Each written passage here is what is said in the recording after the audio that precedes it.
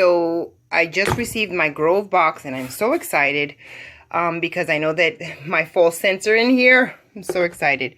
Okay, so I wanted to share them with you. You know that I usually always buy 2 of each. So this is the scent that I picked, the acorn spice, and it smells amazing, guys.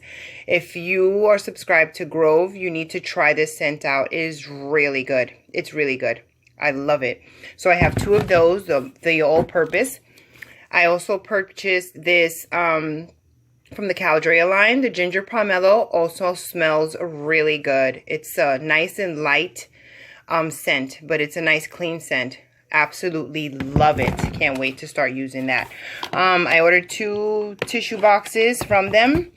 The 2 soaps from the Mrs. Meyer's, the acorn spice. You know that I always usually buy the soaps as well, the hand soap, so 2 of those. What else did I purchase? Let me see, what's this? Oh, actually 3 of those. Yeah, three acorn spice hand soaps. I really like these. I purchased these once before, and these are their microfiber cloths. And guys, I think these come 2 in a pack.